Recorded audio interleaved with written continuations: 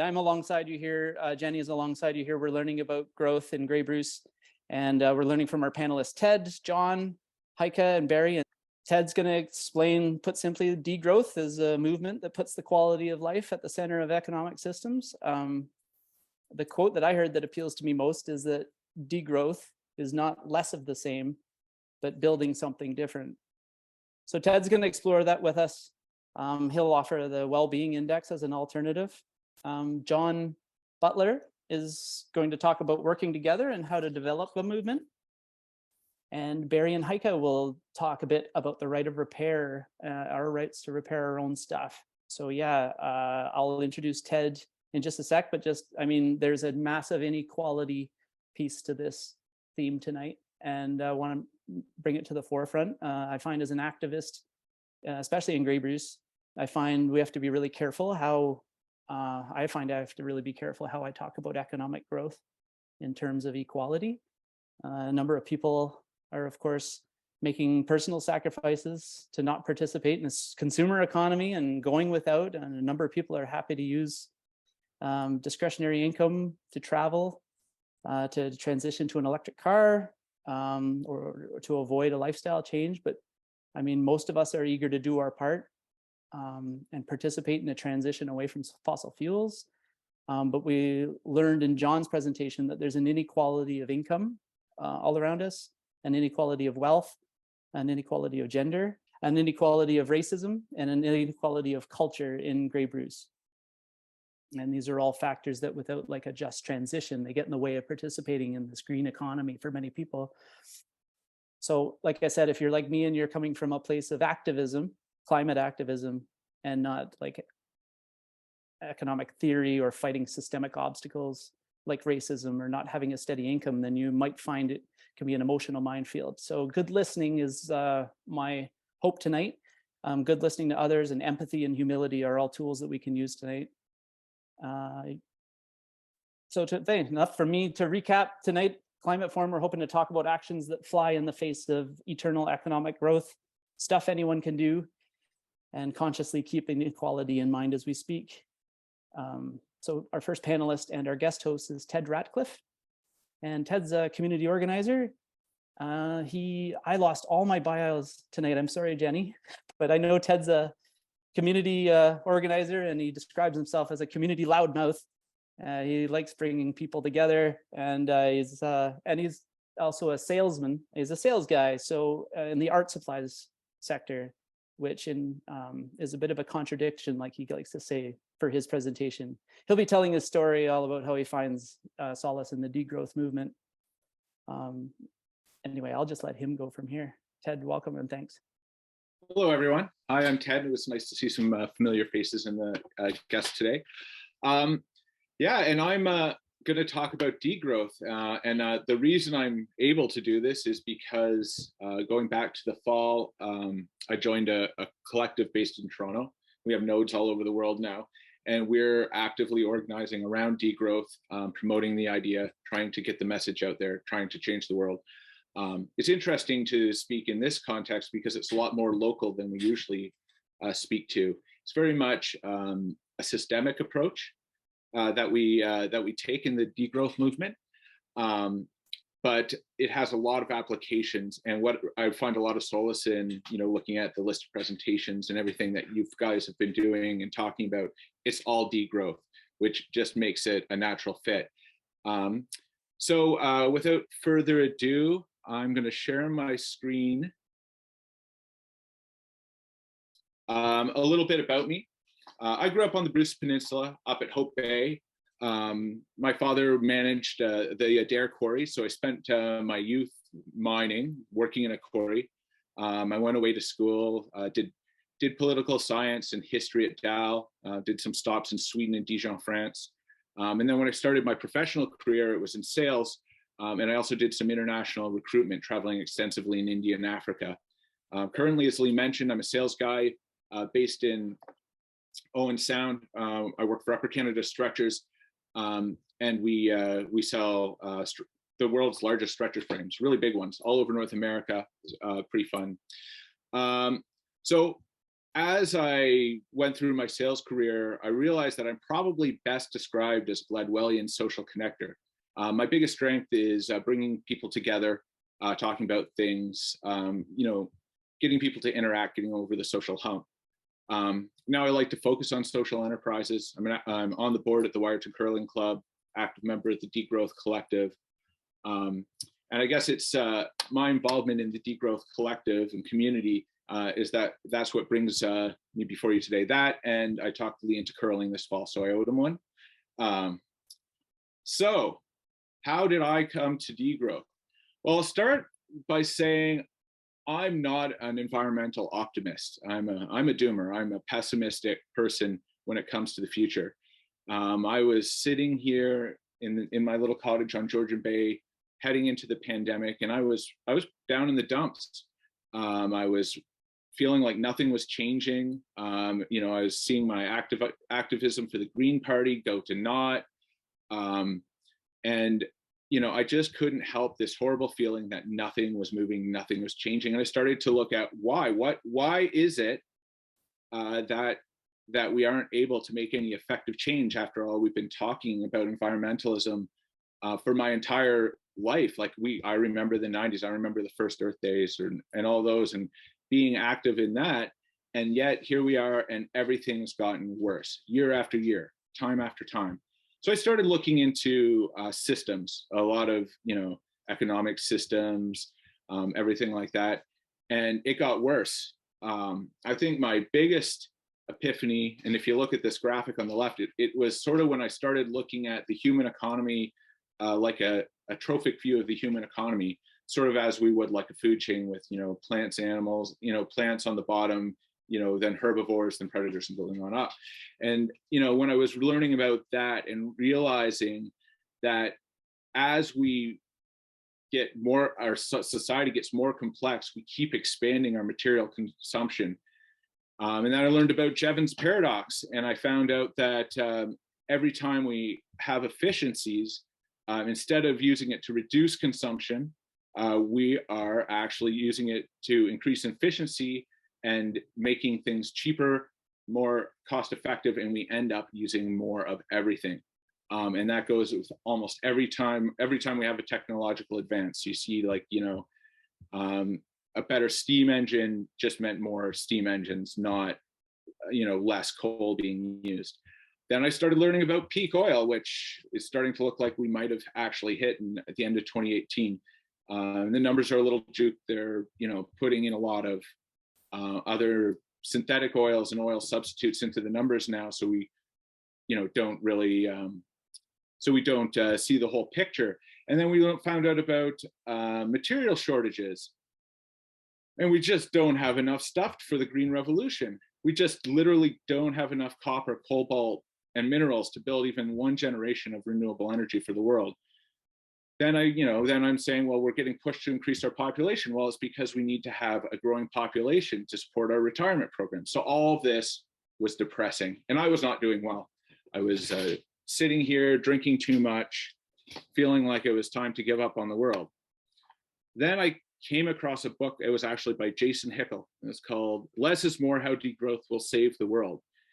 And it introduced me to the degrowth movement, but what it made me realize, and it should have made me realize this I should have realized it much sooner, that a lot of our problems are social constructs. We have choices, and it's a lot easier to change the way we do things than to do something like invent cold fusion or build an entirely different energy system.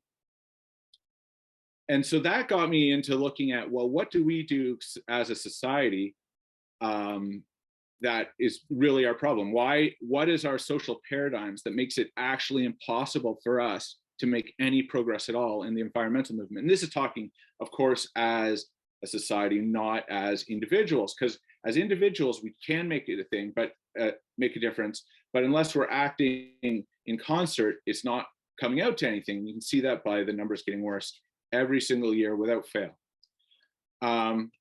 So that's why I came to Degrowth. And so what is degrowth, right? degrowth, degrowth is acknowledging that we live in an era of ecological crisis driven predominantly by excessive levels of energy use and resource use. High levels of energy use are a problem because it makes us impossible to decarbonize and get back within planetary boundaries. Excess resource use is a problem because it's driving all sorts of ecological pressures such as deforestation, biodiversity collapse, et cetera, et cetera. Effectively, the other planetary boundaries, aside from climate change, are being affected by excess resource use. Then you have to realize that it's rich countries and rich people that are overwhelmingly responsible for driving the crisis. We, the rich people, as Canadians, have extremely high levels, per capita level uses of both energy and resources, vastly in excess of what's required to meet human needs. So degrowth, in essence, calls for rich countries to actively scale down their use of planetary energy and resources in order to bring our economy back into balance with the living world in a safe and equitable way. Our existing economy, right now, we assume that all sectors of the economy must grow year after year. You can see that is expected. We talk about needing to grow GDP every year. We need to grow our tax base. We need new workers.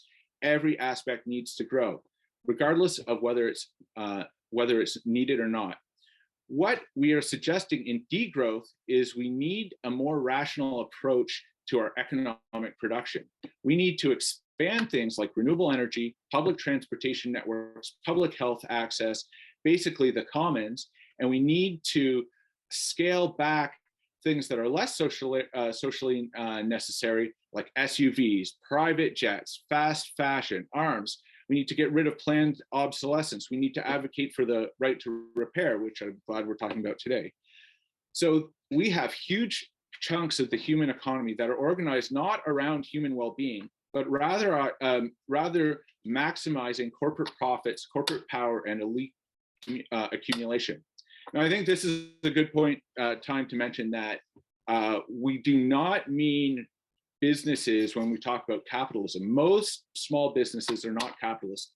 We're talking about large-scale businesses that have a huge effect on the world, that are generally owned by shareholders that have a built-in growth imperative. So they have to grow. It's their fiduciary duty to grow every year. And if you are a CEO that doesn't grow your company, your job's on the line. That is an inherent growth mechanism. So, so when you start realizing that we have huge parts of the economy that are useless, redundant, and actually make our lives worse, we can scale them down if we make the conscious choice too. And that, of course, would reduce a lot of pressures on the planetary boundaries, helping us get back to within them. And we know from empirical research that we can actually improve the quality of people's lives and social indicators while enacting degrowth. This is even in rich countries. So we can actually, with conscious thought, make our lives better here in Canada while improving our environmental outcomes.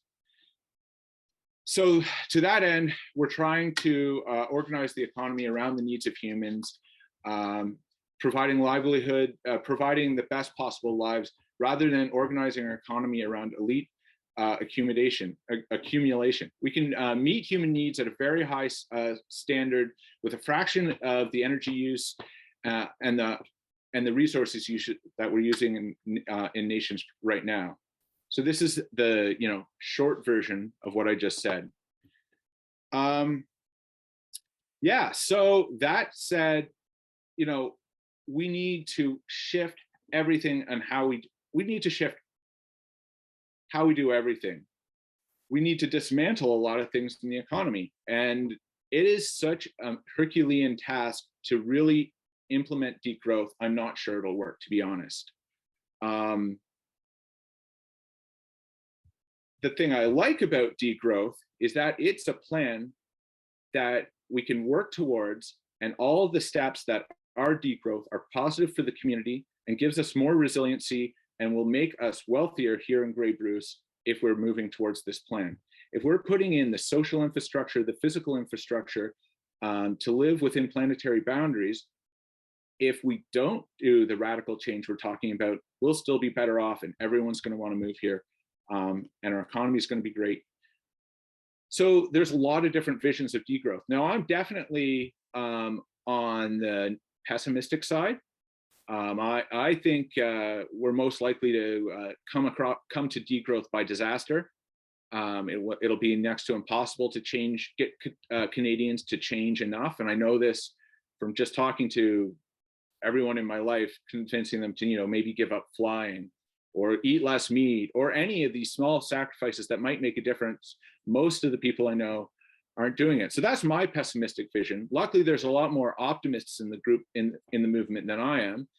And they like to think that if we do this properly, if we enact the plan to the best of our ability, we can hit a standard of living that's somewhat equivalent to Switzerland in the 60s and be within planetary boundaries in Canada.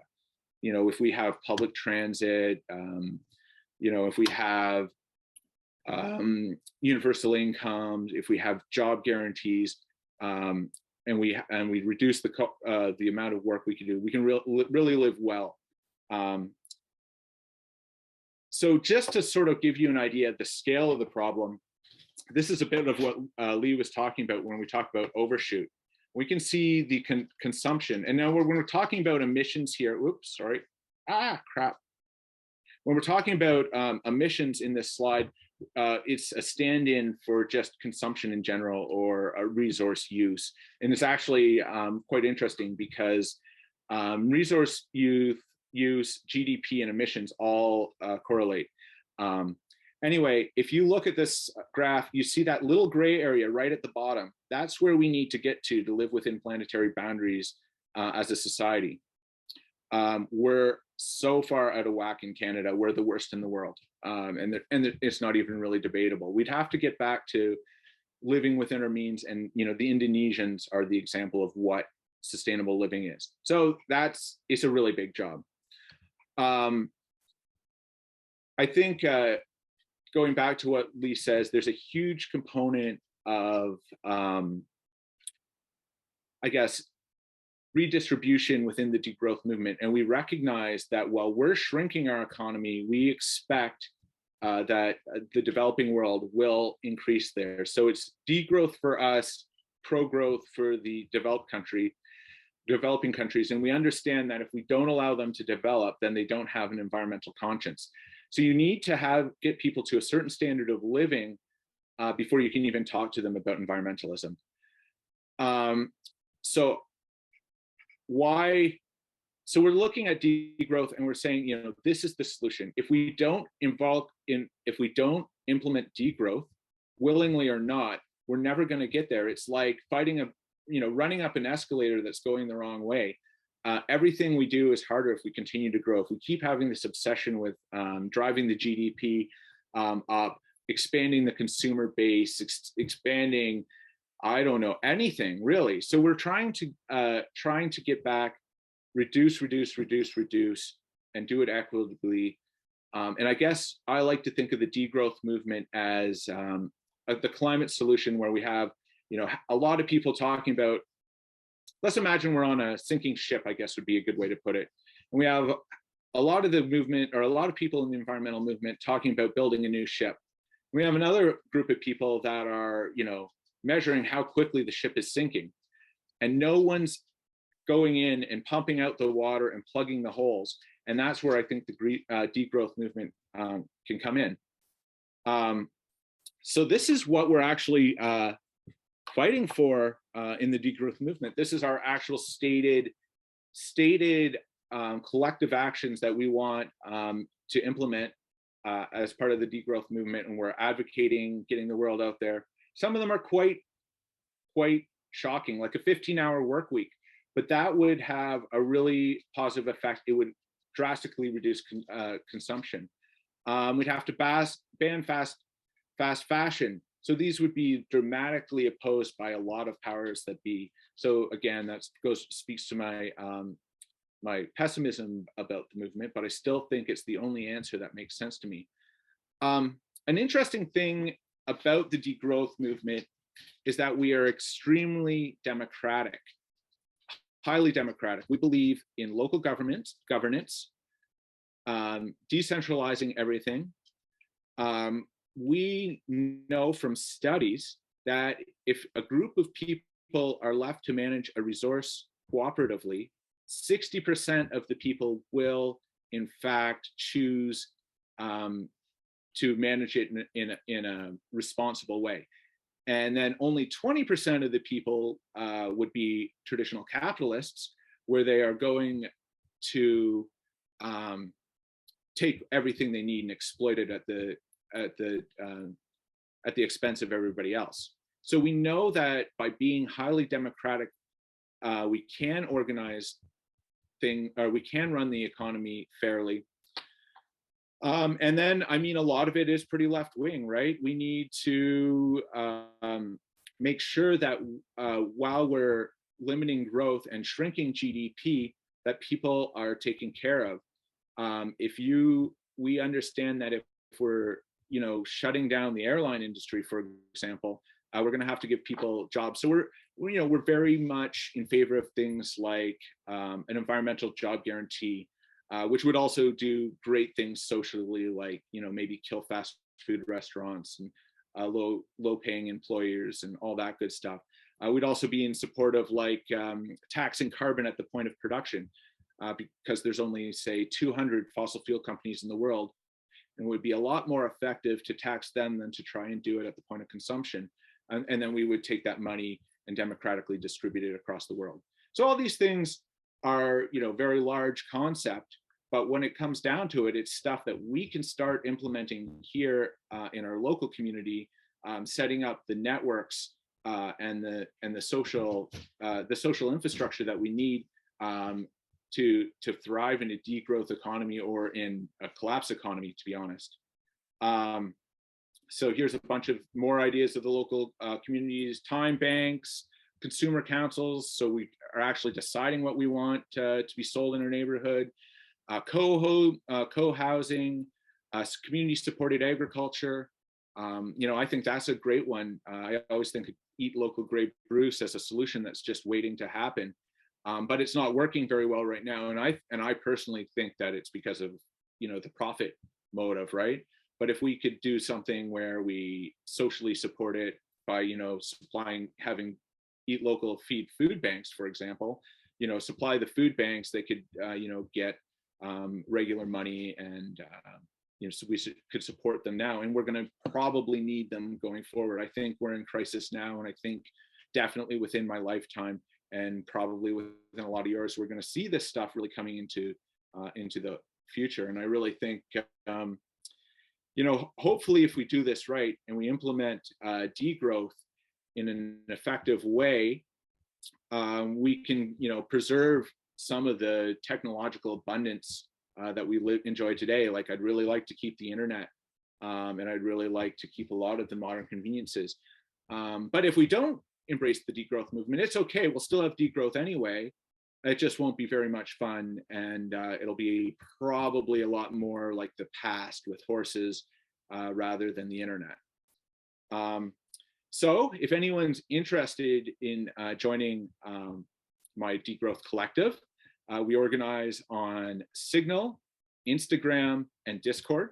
It's decidedly a younger crowd. That's why you're not seeing any Facebook or anything like that, or even email. So we do have an email list, actually. And we are active in countries all over the world. The Toronto node has 50 active participants right now. We have an Ottawa node. It's called the Snails Collective. And if you want to see degrowth in practice at a local scale, I invite everyone to come join the Wyerton Curling Club. I'm in charge of recruitment. It is a community-owned, completely democratic space without any kind of conditions on membership. We even have board games night if you don't like curling or you're unable to do so. And that is my quick overview of degrowth and the movement and how I came to it. Where does NAFTA fit into degrowth? Interesting question. That is an interesting question. Yeah. So, I mean, that's trade, and that's largely corporate. Degrowth isn't necessarily against trade, and we think that it's definitely is useful to, like, make positive technologies and food and things like that are positive, readily available, and trade without tariffs. But at the same time, we could use NAFTA as a tool, and we probably would have to, because we're like legally obligated to follow NAFTA. We'd have to adjust NAFTA before we could actually stop, importing garbage into Canada. This is more of a comment than a question from Donald. Degrowth harkens back to reductions by a factor of 10 from the early 1990s, and he offers a Wikipedia link around factor 10, so that's something people may be interested in. And then Kay offers a question: how do you think we might motivate a nation and its political leadership to give up some of its wealth when we hoarded 10 times the vaccines we needed during a global pandemic? Interesting question. That's a great one. So first, to the comment, none of this stuff is new. All the best thinking on degrowth was done in the 70s and 80s. We love Murray Bookchin. We love the limits to growth, which is probably, foundational in this. And yeah, it's not, nothing's new, but now it's more urgent, and we're seeing the impetus to act now, where before we could, we could selectively not see it, I think. Which brings me to the second question: how do we motivate people? Well, we appeal to their good nature, and we plead with them, and we promote the idea. But I don't think it's going to actually happen until times get tough, till we see hyperinflation, till we see oil that's $400 a barrel and people can't drive their cars anymore. And then when that happens, people will be looking for solutions. But we're all going to know what to do, because we've all studied degrowth and have created the community networks and social infrastructure that is going to allow us to implement it at that time. Yeah, and thanks so much, Ted, for walking us through degrowth. We'll have a broader Q&A soon. Our second panelist is John Butler. John lives in Port Law, Ontario, in the Grey Highlands. And I'm so pleased that he's here. I'm a big fan of his because he writes so well for the Village Green. He's the editor of a newsletter on climate activism, and it's really some of the best summaries of local climate action that you can find. John, thanks for coming. Well, thank you. Can you hear me? Yeah, we can hear you. Great. I am from Port Law in Grey Highlands. I'm a retired health service planner, an amateur historian, a part-time journalist, and author of House of Refuge, which is a history of the early years of a Grey County social institution.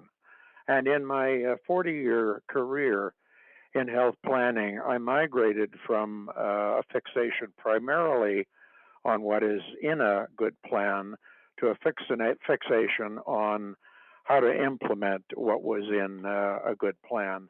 And by the way, I have to congratulate Ted for so eloquently pointing out as a good starting point that pessimism is not the same as giving up. I think we can all subscribe to that particular approach to difficult times. The planner in me wants to point out that the vast majority of social and organizational strategic plans never get implemented. The historian in me wants to point out that society's plans have a greater chance of implementation if civil society mobilizes to implement them. Since 1914, which is the beginning of the First World War, we in the Western world have had 11 periods of oscillation between usness, that is, believing we solve problems primarily through broad collective action, and meanness, that is, believing we solve problems primarily through individual and family action. Periods of usness are not necessarily periods of unselfishness. They are simply periods when we think our personal benefit can only be achieved if we act in accordance with the benefit of others. In fact, any period that tries to base itself largely on unselfishness is likely to be unstable, if not suicidal. So let me briefly talk about those 11 periods. The first of those was World War I, a period of usness in the Western world, or our part of the Western world, based on conflict with the other, the dreaded Hun. The second period was the 1920s, a period of meanness that occurred after the strictures of the war. The third period was the 1930s, a period of usness as the Great Depression took hold. The fourth period was World War II, usness again based on conflict with the other. The fifth period, the 1950s, was a period of meanness, a bright, shiny chrome, happy days meanness. That was a period that framed who I am. The 1960s saw a period of usness fueled by anti-war and civil rights idealism, an age of Aquarius hope. The 1970s were a transition decade between usness and meanness. The 1980s and 90s were a kind of meanness that was almost like a movie, starring Godzilla, the economist Milton Friedman, teaming up with Mothra social novelist Ayn Rand, and starring Ronald Reagan. The ninth period was the first half of the 2000s, where usness was based on conflict with the other again, in this case, reputed terrorists. The 10th period was the second half of the 2000s and 2010s, again, a period of meanness, a disillusioned meanness. And currently in the 2020s, we have an emerging usness driven by climate disruption. So what defines a period of usness? Well, there seem to be three characteristics. First of all, the perception of a crisis. Secondly, the perception that the crisis should be addressed primarily through collective action. And thirdly, the perception that such collective action stands a good chance of succeeding.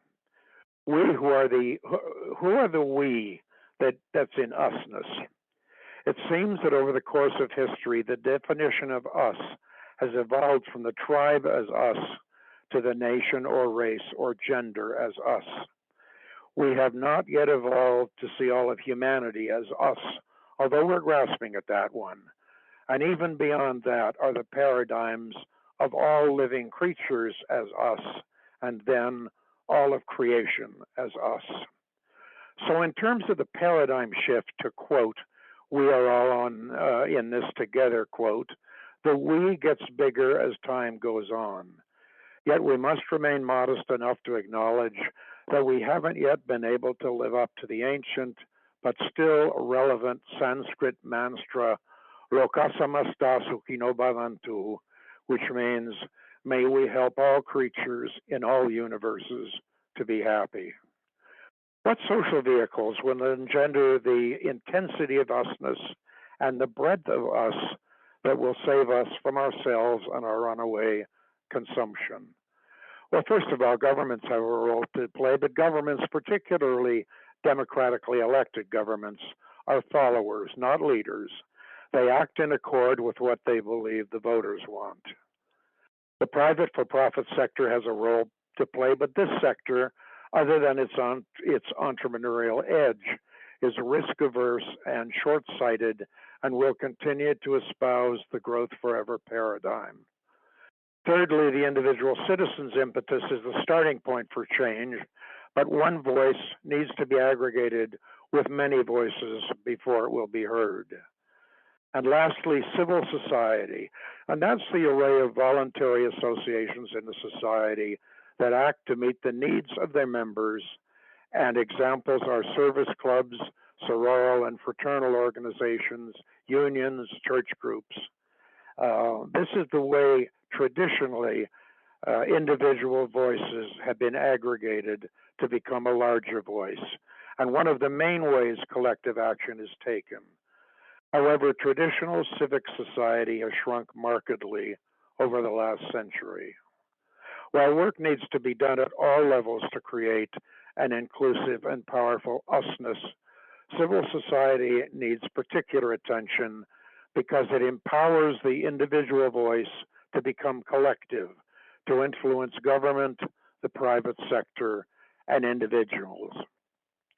As well, civil society itself has the capacity, eroded but capable of resurrection, to carry out social functions necessary in a green growth world using cooperative principles and techniques.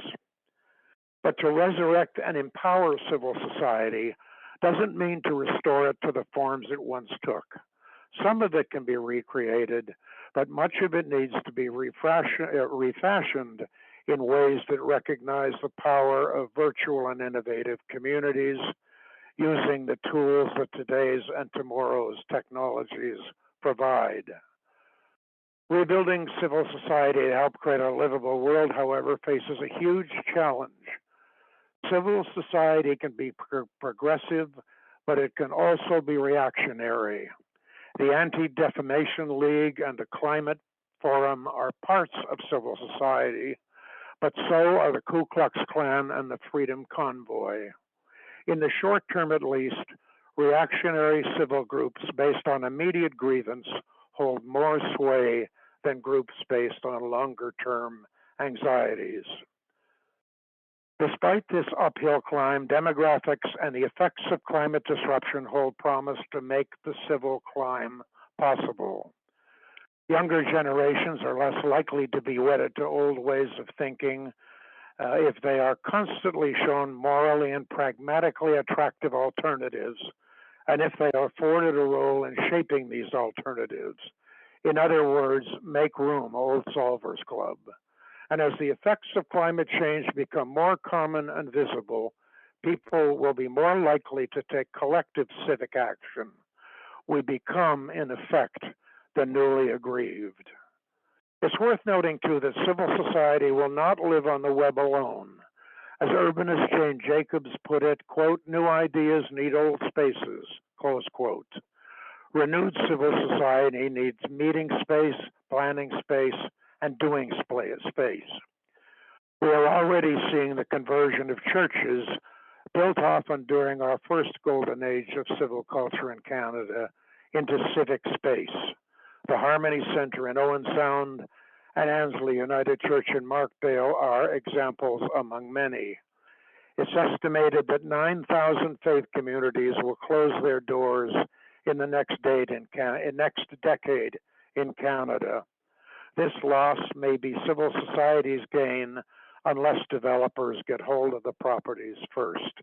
And those faith communities who do survive are much more likely to partner with civil organizations than they have in the foundational past.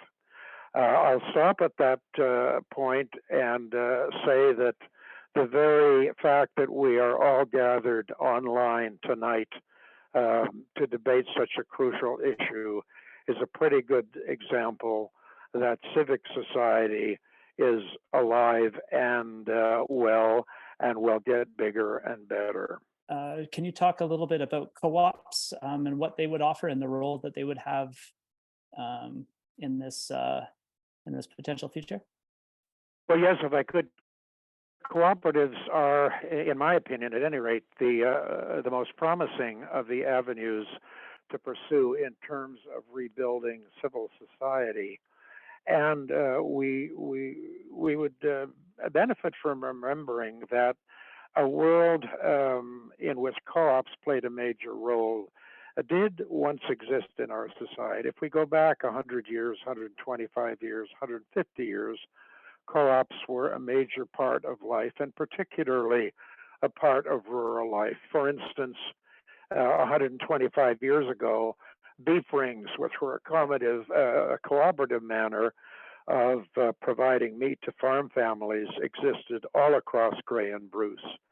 As well, cooperative cheese factories gave farmers an opportunity to turn their excess dairy process into cheese that was then sold or distributed to the co-op members. So a co-op way of functioning is nothing new. I should also point out, by the way, that fortunately in Gray and Bruce, we have a number of cultural and intellectual leaders in the First Nations community who have much to teach us about how the cooperative philosophy helped a culture and economy survive rather well for 10,000 years.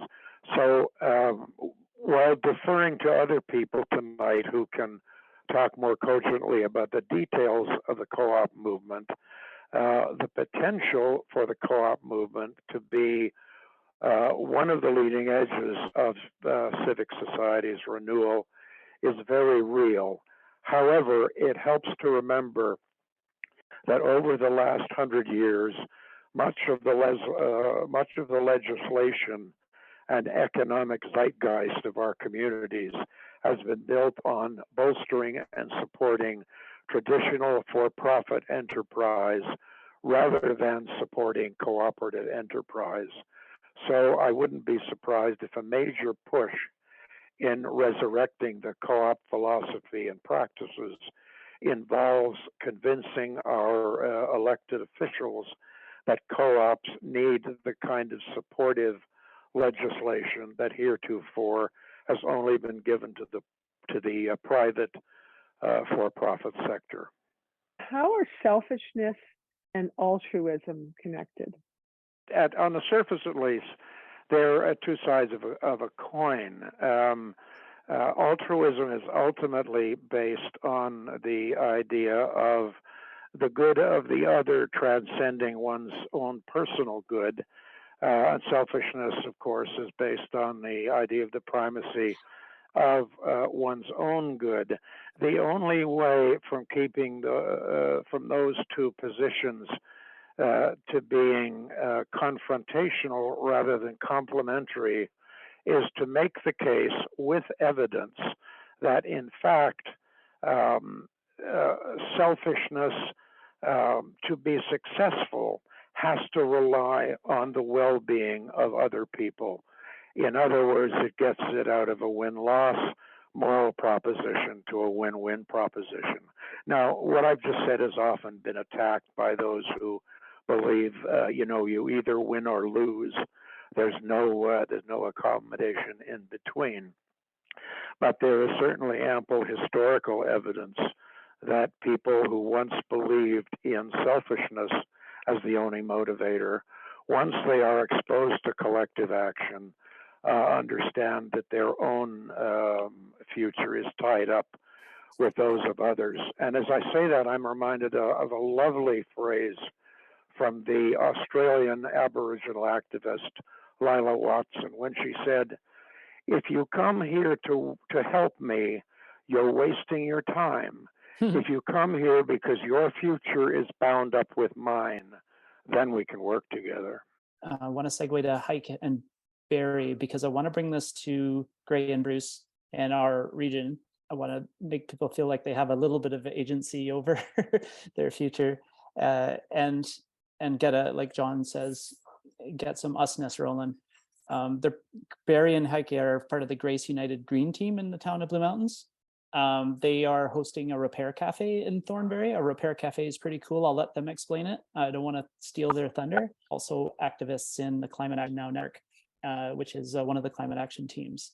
So thank you for not only for being here, Heike and Barry, but also thank you for thinking outside of the traditional stratosphere of emissions based and thinking more holistically about these issues. Thank you. Thanks. So yes, we're Heike and Barry. Just a little bit in terms of background. So we're originally from Mississauga. We moved to the area 5 years ago. We live in Thornbury, which is a part of the Blue Mountains. We're both retired. We love to hike, ski, cycle, garden, and we also care very deeply about our community and the environment. And I think, as Lee mentioned, we are members of the Grace United Church Green Team and the Climate Action Now network. So today what we wanted to talk about was the Repair Cafe, which is not as eloquent as the previous two speakers, which have my head spinning.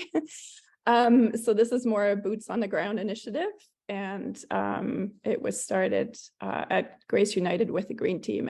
So yes, we're attempting to extend the life of our landfill by repairing items that would possibly end up there, as well as save money for people not having to replace the item that we fixed.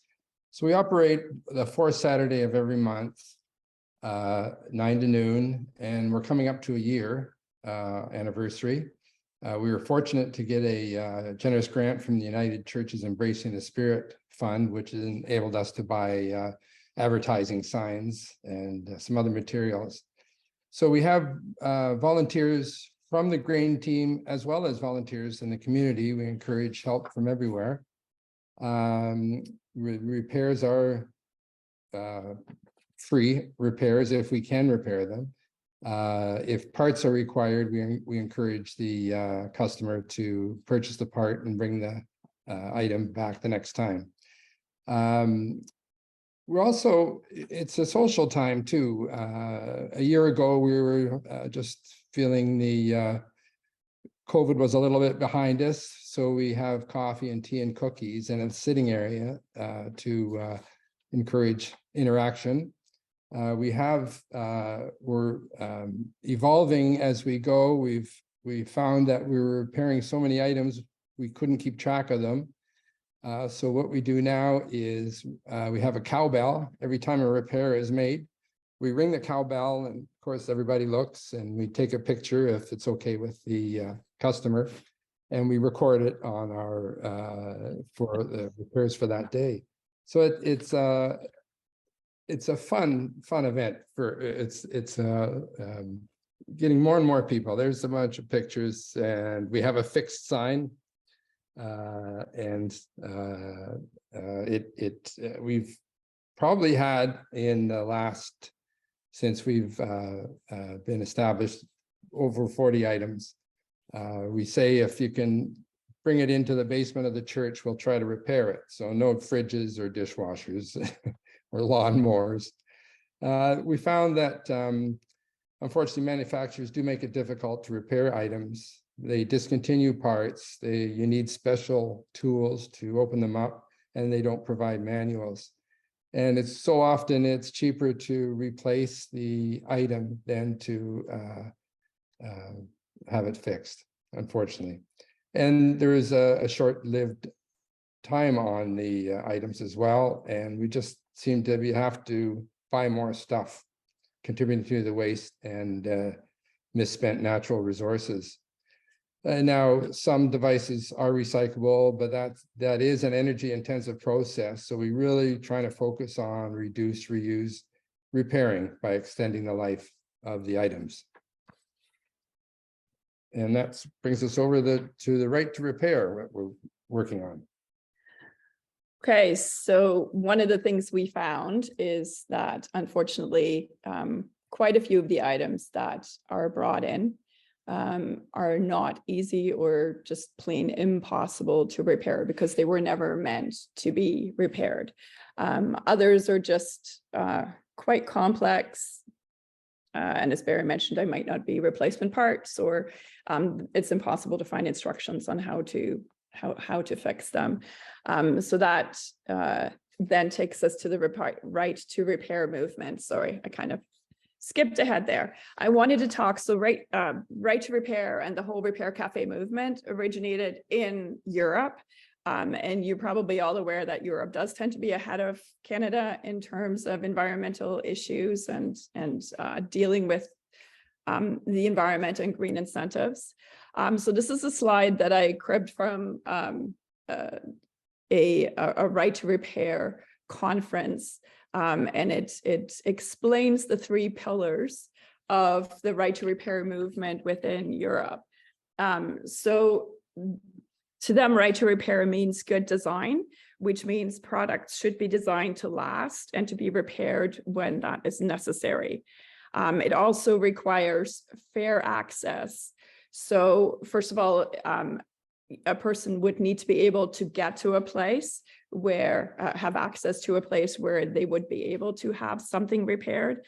It also means that the any spare parts should be accessible, and also that the repair should be affordable, because as Barry mentioned, sometimes you can repair things, but it's so expensive that most people are going to choose to replace the item rather than have it repaired. And then the third pillar is that consumers need to be informed, which means that when you purchase an item, that you would know whether that item was built to be repaired or whether it was intended to be disposable at some point in the future. So that is where Europe is. That's where the right to repair is focused within the EU.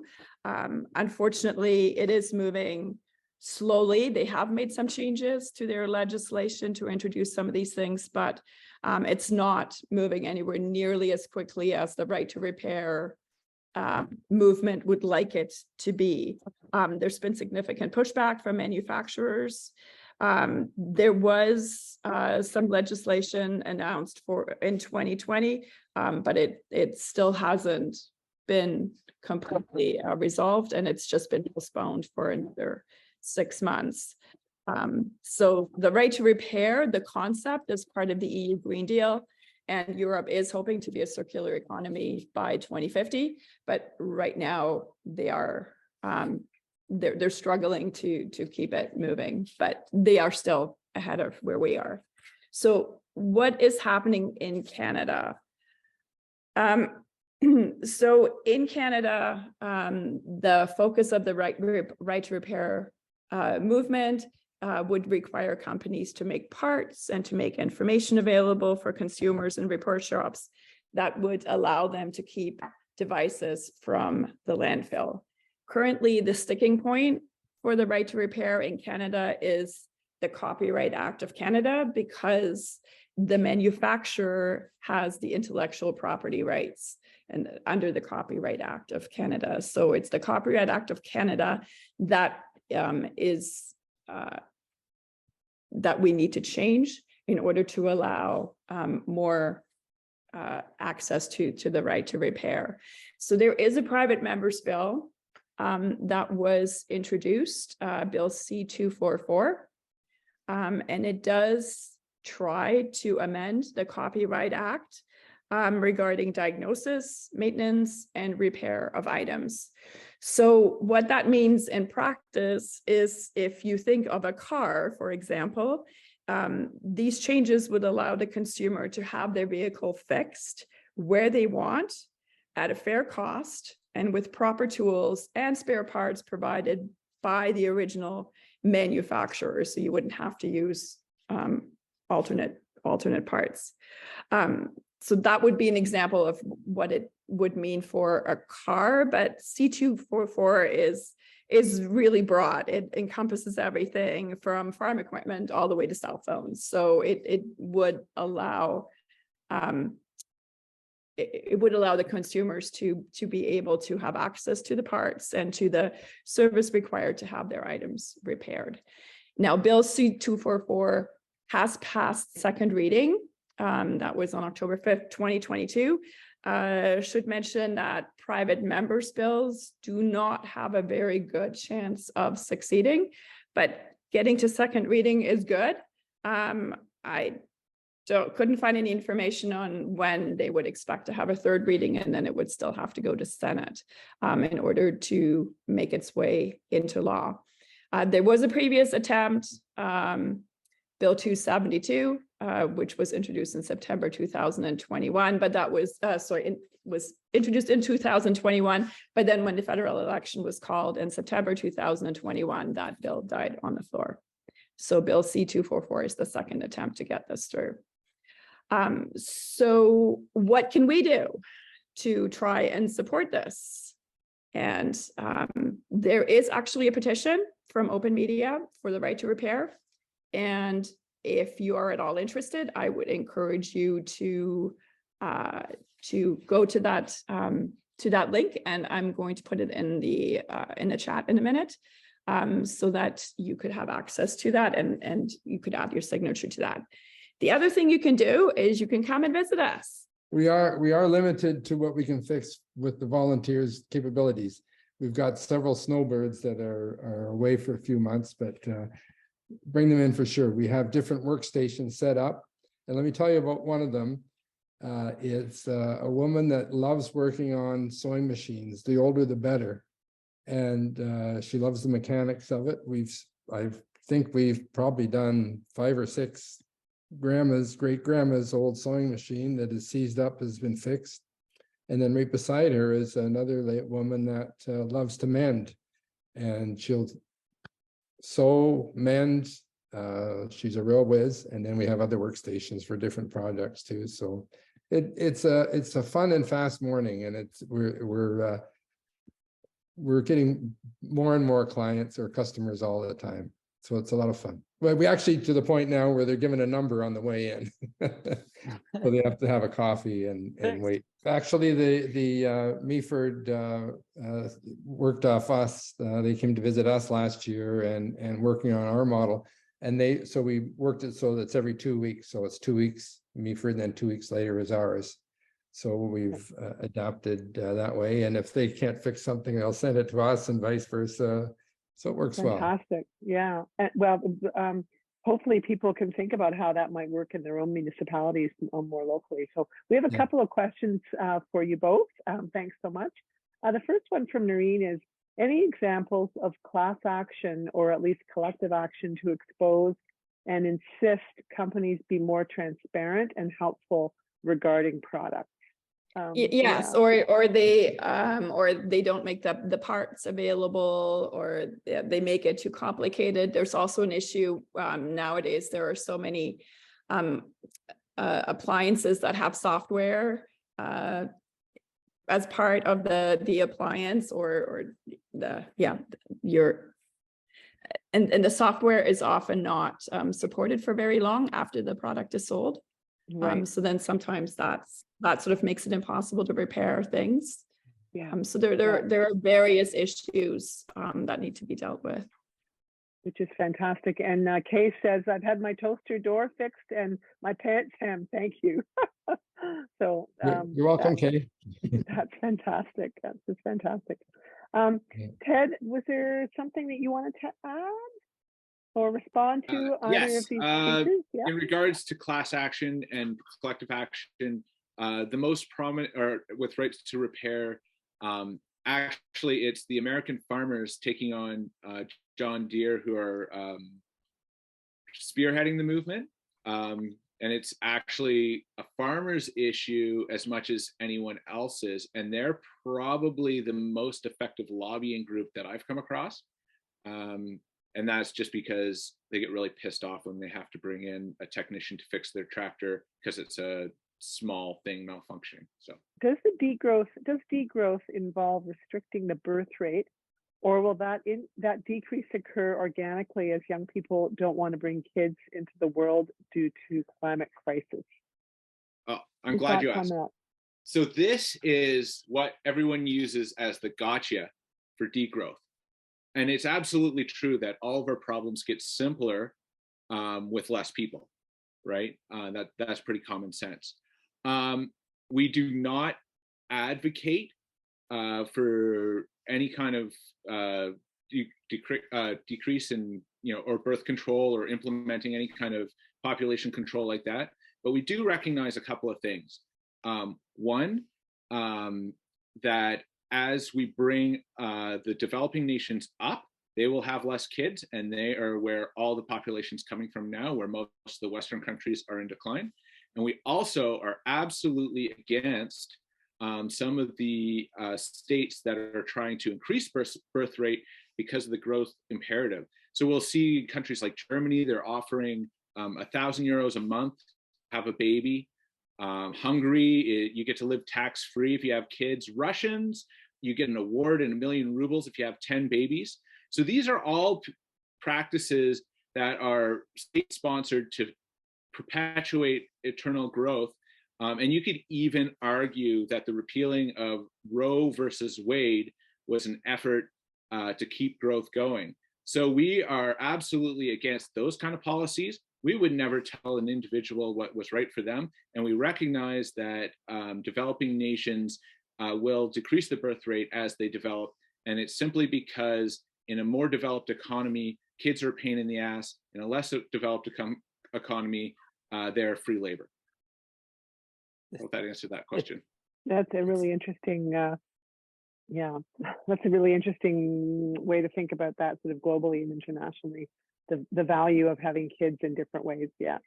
So I'm imagining that we move away from GDP being the metric of our national success, and we decide to make the metric of a standard marker for success national well-being. And I just wonder, like, what would that look like? What would that, I think there's even a country somewhere in the world that's done sort of this happiness piece. Was it Ecuador or something? I'm just interested to think, what would that actually look like? What would it mean? And what would you see coming from that, and why and how? So it's Bhutan that's gone to a domestic happiness index, and they're really great in that. And I think when you start looking at what it would look like, you start looking at other metrics we already have, life expectancy, they measure happiness, and you'll see over and over and over again that the countries that have really high social engagement and universal services are happier. And it doesn't matter how much money they have. So you can take, for example, Spain or Portugal, which have a average income of 35,000, if I'm remembering correctly, where the Americans have an average income of $65,000 or something like that.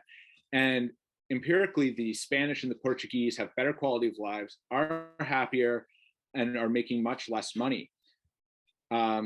So that's kind of where you go. You look at life expectancy, you look at happiness, you look at free time, social engagement, and all these metrics that we use, amongst ourselves.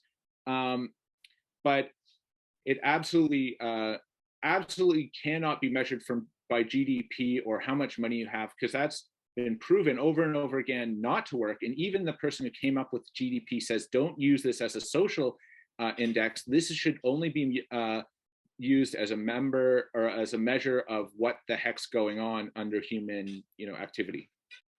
Just a couple of observations, if I could. First of all, any measurement system only has utility if it accomplishes one or both of two things. One, if it helps to change people, how people think.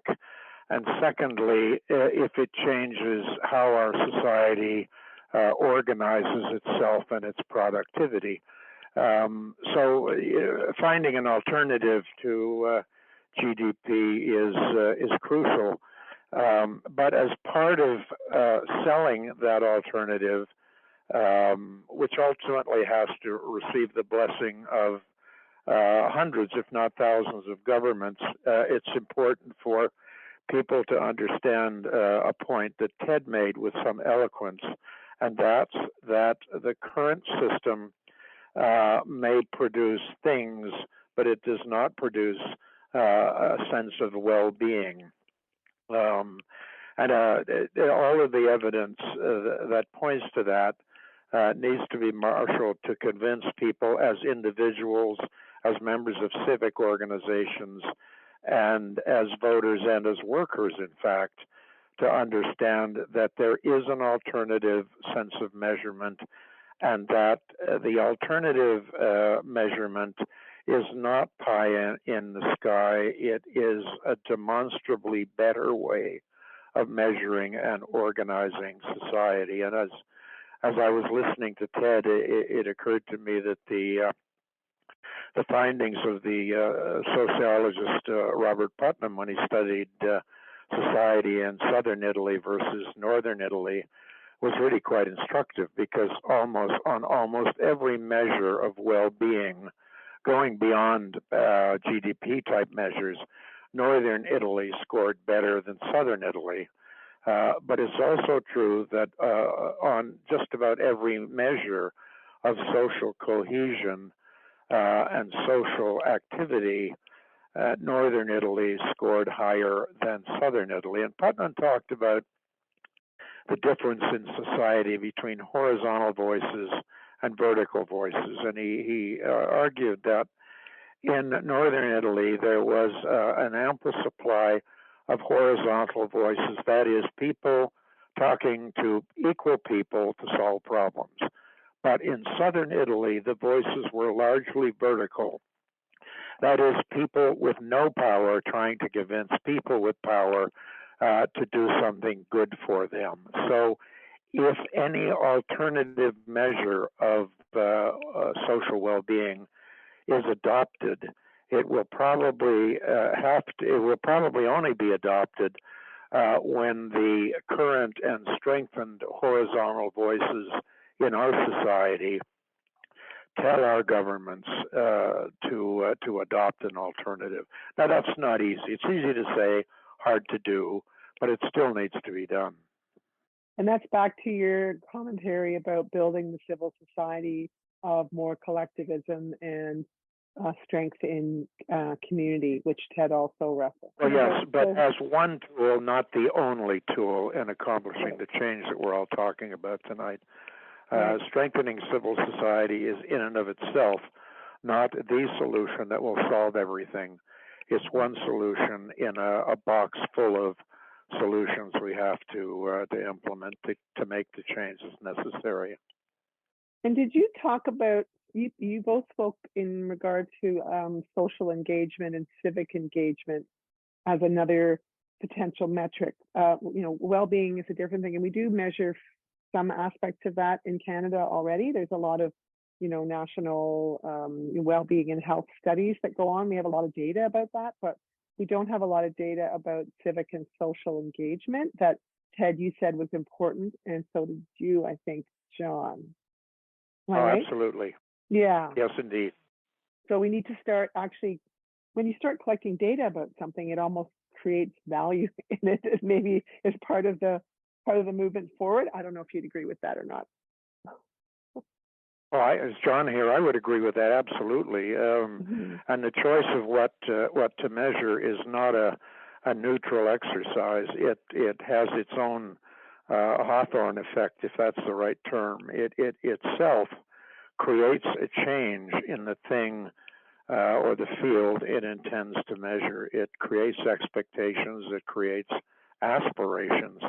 And even if one fails occasionally or often to make the change that one wants to make in measurement or in social activity, the very fact of failure is not necessarily failure, because each failure adds to the critical mass necessary to ultimately change a paradigm. There's an old Crosby, Stills and Nash song that I love that goes chipping away little by little, day by day, and the walls come tumbling down. Oh, what a wonderful sound. So the kind of chipping away, if you don't mind me using that expression to describe what our Right to Repair and our Repair Cafe exhibits, is exactly what's necessary to help build the critical mass necessary to create the change that we're speaking about and that Ted described so eloquently in his opening remarks.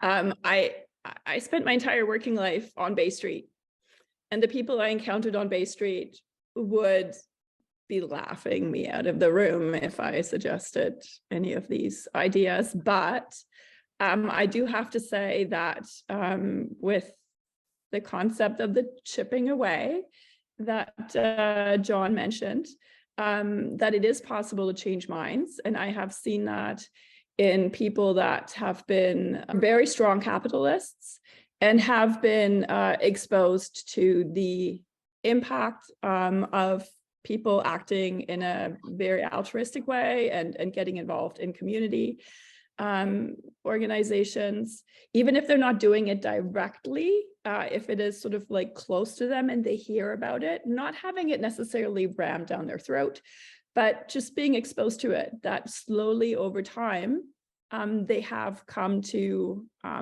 change their outlook to a certain extent. It's going to take a long time to do that for lots of people, but there is hope there. I think that we can make a change through just showing the positive impact that it can have. Yeah, I guess I was, your Bay Street comment really got me thinking, and in our movement and in, punditry, online and stuff, it's often the Bay Street, the capitalists that have the most profound insight into things like degrowth because they see it from the other side. They have the experience, and they're often the ones who can provide the most insight into how people think about money and well-being and things like that. And it's so valuable to bring those voices in.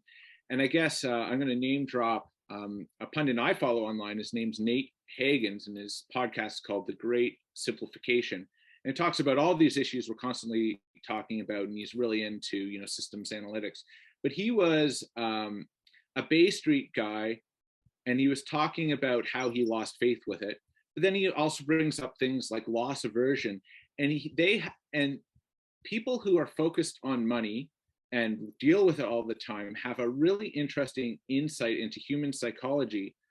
And what comes up over and over again, it's the interaction with people, humanizing the system, bringing everyone together. That is the antidote to greed, which is what promotes altruism. It's the othering, the artificial scarcity, and those are the problems. But the solution is to bring in the capitalists, bring in those voices, and bring everyone together. And that's how we move forward.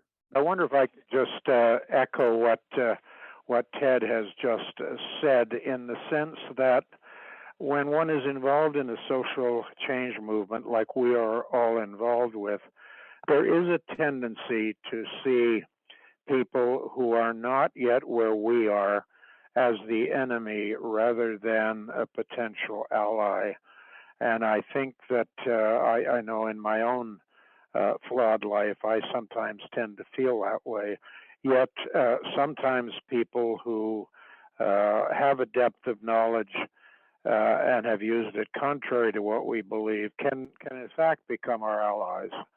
I'm reminded, and this is the historian in me speaking, that some of the most eloquent voices and workers in the anti-slavery crusade were former slave owners and former slave traders who came to understand the deep evil of what they were doing, but understood enough about rural economy across the Western world to be able to make cogent arguments for why slavery made no moral or practical sense.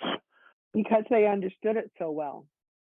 Yes, exactly. Just as the Bay Street person, as we were talking about a few minutes ago, understands money. I think the big takeaway is we're doing the right things. We're in the right place. We have the right community, and I think in the end, we're gonna all benefit materially and spiritually from these kind of connections and doing these kind of things right now. It's a disheartening and uphill battle. When you're taking on these huge paradigms that we live in. But it's the little things, the repair cafes, the curling clubs, the churches, whatever it may be, it's bringing people together that's going to solve this. And the more we can do that, not only will we be better off and more resilient to the changes that are coming, but we're going to be happier and more fulfilled, and we won't need to buy shit or go on vacation. We can just enjoy ourselves.